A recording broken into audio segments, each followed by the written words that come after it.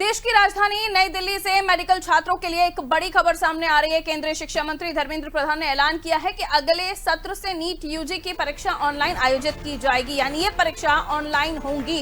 उन्होंने 3 मई को हुई परीक्षा में पेपर लीक होने की बात भी मान ली है, जिसके चलते परीक्षा को रद्द कर अब 21 जून को दोबारा कराने का फैसला हुआ है। इस बार छात्रों को परीक्षा में 15 मिनट का अतिरिक्त समय और अपनी पसंद का सेंटर चुनने की भी छूट दी गई है। पेपर लीक मामले की जांच सीबीआई को सौंप दी गई है। एजेंसी ने अब तक 7 आरोपियों को गिरफ्तार कर लिया है, जिन्हें 7 दिन की रिमांड पर भेज दिया गया है। जांच में सामने आया है कि छात्रों तक पेपर पहुंचाने के लिए 2 से 5 लाख रुपए तक वसूले गए थे। शिक्षा मंत्री ने आश्वासन दिया कि सरकारी मशीनरी इस बार किसी भी तरह की गड़बड़ी नहीं होने देगी और छात्रों को हर संभव सुविधा मुहैया कराई जाएगी। सीबीआई गहरा तक जाएगी, किसी को इस बार बख्शा नहीं जाएगा। पिछले बार भी बख्शा नहीं गया था, लेकिन इस बार बीजेपी, ये मैंने कहा ना, इसकी राधाकृष्ण कमेटी को पूरा लागू करने के बावजूद भी ये घटना हुई है।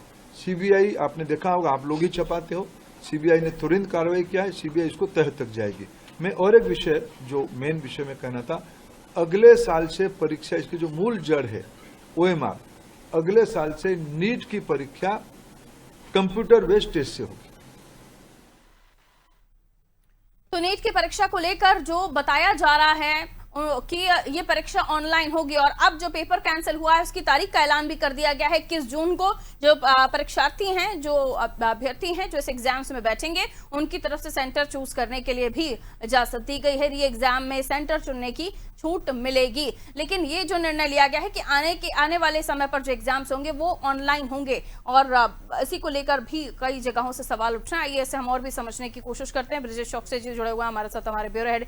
पेपर लीक मामला नीट का, हालांकि सरकार स्वीकार कर रही है कि पेपर लीक हुआ था, लेकिन अब इसको लेकर जो नई तारीखें दी गई हैं उस पर जो परीक्षार्थी हैं उनको इस तारीखों के साथ एक बार फिर से अपना नाम दर्ज कराना होगा। सेंटर भी चयन करने की सुविधा दी गई है, लेकिन इस बीच कई सारी ऐसी घटनाएं भी आ गई, जिसमें एक खबर आज ही सामने आई कि एक जो नीट का जो परीक्षार्थी था, स्टूडेंट था, उसकी शायद डेथ हो गई है, उसने आत्महत्या कर ली है। तो ऐसे भी मामले इस बीच सामने आ रहे हैं। हालांकि इसको लेकर एक ये भी बात कही जा रही है, इसको ये भी जोड़ना जरूरी होगा कि आगे की परीक्षाएं ऑनलाइन कराने की बात कही जा रही है। ब्रजेश जी, निश्चित तौर पर पारोल, देखिए जिस तरह से परीक्षा हुई थी नीट की, उसके बाद छात्रों को जब परीक्षा कैंसिल हुई तो उनमें तनाव आना स्वाभाविक है। उसकी कुछ घटनाएं जो आपने जिक्र किया हो सकती हैं, लेकिन हमने देखा 2024 में भी नीट का एग्जाम में बाद में गड़बड़ी सामने आई थी, हालांकि वो कुछ सेंटरों पे थी। इस बार व्यापक स्तर पर गड़बड़ी सामने आई, सरकार ने स्वीकार किया है। धर्मेंद्र प्रधान जो कि शिक्षा मंत्री हैं, उन्होंने ऐलान किया है कि अब व्यवस्थाएं दुरुस्त की जाएंगी और हाल ही में नई तारीखों का भी ऐलान कर दिया कि किस तारीख को परीक्षा दे सकते हैं। उसके लिए बाकायदा परीक्षा केंद्र भी वो नज़दीक के शहर को चुन सकते हैं। नए रजिस्ट्रेशन उनको नहीं कराना होगा, उनको बाकायदा जो परिचय पत्र है, कार्ड है, जो एडमिशन कार्ड है, वो दे दिया जाएगा प्रवेश परीक्षा पत्र का।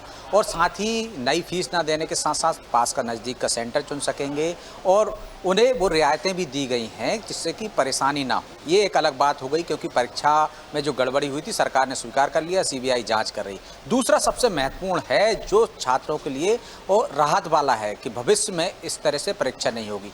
अभी ओएमआर सीट के जरिए होती है, जिसमें पेन कापी से आप सीट भरते हैं और उसमें गड़बड़ी हो जाती है, पेपर देना पड़ता है, पेपर गायब हो जाता है। जिस तरह से बहुत सारे चैनल है कि आपने पेपर छपवाया किस जगह पर, फिर आपने सेंटर तक भेजा है, एक लंबी प्रक्रिया है जिसमें गड़बड़ी की संभावना ज़्यादा रहती। लेकिन अब ऑनलाइन सिस्टम से होगा, जिसकी लगातार मांग की जा रही थी, क्योंकि एनटीए ही दोनों परीक्षाएं कराता, जेईई मेंस और नीट की।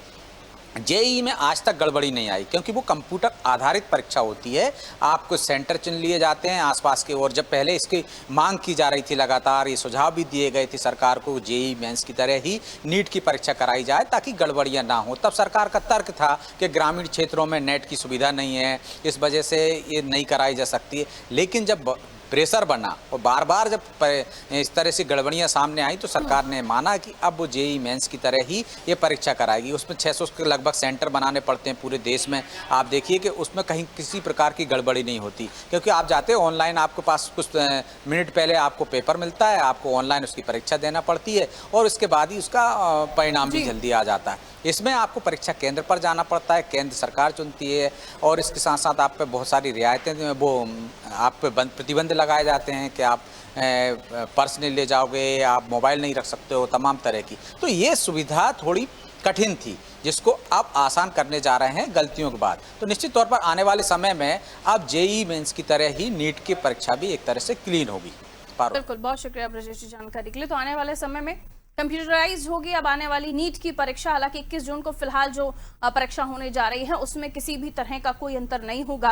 हालांकि स्टूडेंट्स को अपना खुद का पसंदीदा सेंटर चुनने की जरूर परमिशन है, लेकिन लोगों पर काफी प्रेशर जब पेपर लीक हुआ था उस दौरान पड़ा था, क्योंकि काफी सारे स्टूडेंट हैं, उनका ये कहना था इस बार अच्छा गया है हमारा पेपर, हमारा एग्जाम, अगली बार जो क्वेश्चन पेपर आएगा वो कितना अच्छा होगा। ये तमाम तर्क थे। और हाल ही में जो दुखद खबर आई कि एक नीट के स्टूडेंट ने काफी अपने आत्मविश्वास को खो दिया, काफी परेशानियों में चला गया, स्ट्रेस था, टेंशन में था, उसकी आत्महत्या हो गई। ऐसे कई सारी ऐसी घटनाएं भी इस बीच सामने आई हैं, जैसे पेपर लीक से जो स्टूडेंट्स है, जो छात्र हैं, उनका मनोबल गिरा देती हैं।